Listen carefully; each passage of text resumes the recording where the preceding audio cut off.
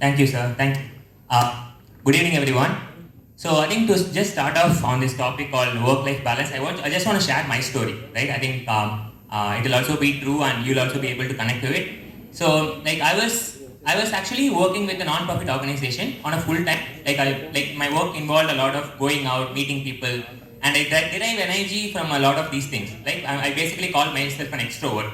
Like that's why even volunteering with IEEE, I personally feel I've been successful on this because meeting people, interacting with them, speaking with them gives me energy, right? But then when the COVID pandemic got hit, I have to be in home. Everything became virtual. Like my work became virtual, meeting with my relatives became virtual, even IEEE volunteering became virtual. Like everywhere there are webinars, and that has actually touched me. Hit me in a huge way because one, when you see your screen for a lot of time, right? Your eyes are designed in such a way it won't make you feel relaxed. Like you won't be able to sleep at night. There are some days I still remember when I don't go to sleep at like till 4 o'clock in the morning, 5 o'clock in the morning, and I find it really hard, right? And especially you got more work to do, and then you end up drinking something like coffee or tea, right? And then when you do that, it influences your neural system in a much more way, and you won't be able to go to sleep at all. And even after the COVID pandemic has gone, I was still finding it difficult to get back to my normal routine, waking up in the morning, right? How many of you wake up before 6 o'clock in the morning? 6 o'clock in the morning. Wonderful. Okay. Please put your hands down. So, they always say there is a natural cycle in all of our bodies, right? When the sun comes up, all of us always have that natural energy that's coming to our body. If you notice correctly, at 4 o'clock in the morning, all of us will have that first feeling of wakefulness. But we don't do it because there's something that's going on in our minds, and then we feel like, why should I wake up? There's no need for you to wake up, all these things.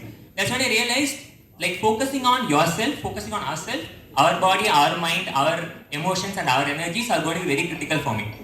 So I was doing extremely well. I was working with the government of Tamil Nadu School Education Department, like as a project consultant, and my work was involving bringing back out of school children back to school, and we were able to bring some 1.9 lakh students, and it was a very successful project. But still I felt if I am not like in a full-fledged way, whatever work that I'm going to do is not going to make a huge impact, right? That's when I saw about this program called the Sadhana Pada from the Isha Yoga Center, and then it's an 8-month residential program, really intensive.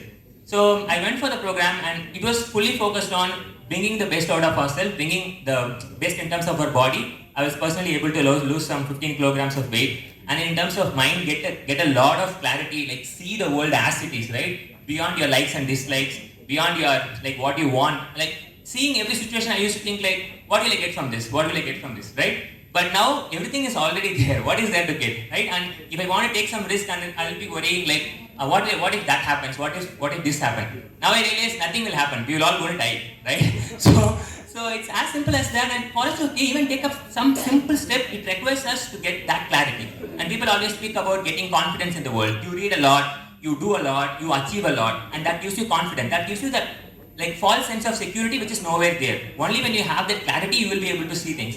Now after coming back from Sadhana Pada, like it's been a month, and I don't know how this month went. I'm waking up at 3 o'clock in the morning, like I'm unable to go to sleep. Like I'm fully on. Starting at 3 o'clock in the morning, I'm preparing for UPSC as well. I start my classes at around 6 o'clock in the morning, and then I'm able to do like activity full day. Like whatever that comes up, there was somebody saying, give a yes to your life, right? We always resist ourselves. What are we holding back, right? Like if you think today is the last day of your life, this is what Steve Jobs says. If you think today is the last day of your life, you will put all your 100% on it. That's what we should do each and every moment. You think of a pilot, you think of a prime minister, you think of a chief minister, you expect them to do their best every day, right, for you. You can't expect a pilot to be like little bit lethargic, all these things, right? If his work is failing, it's going to affect a lot of people. And that's what for each and every one of us. A teacher is that kind of a job. A student is that kind of a job, right? And you should put your 100%, and you should die when you go to sleep every day. Like literally you should put your 100% energy, whatever work that comes up. Like I won't even believe like for doing small things like washing clothes, I used to think so much. Okay, what will I do? Why am I doing this? Is it worthwhile? All these things. But then now I feel like I got a lot of energy, like washing clothes or washing utensils. Everything seems like a very childlike job. So work-life balance, I won't say we are finding it hard just because we are trying to balance it.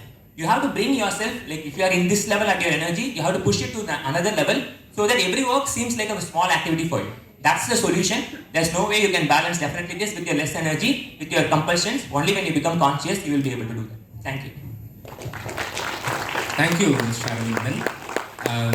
So one important point what he told I wanted to emphasize.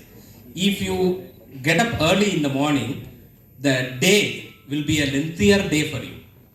So that is a major success formula. If you have got a lengthier day, then the active work what you will do will be high.